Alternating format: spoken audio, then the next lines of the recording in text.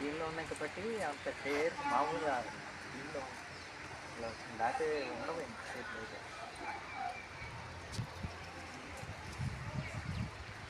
అవి వాడికి బొజ్జు కొడతాయి మనం చూసి. అదే అది ఆ ప్రోగ్రాంలో ఉంది కాబట్టి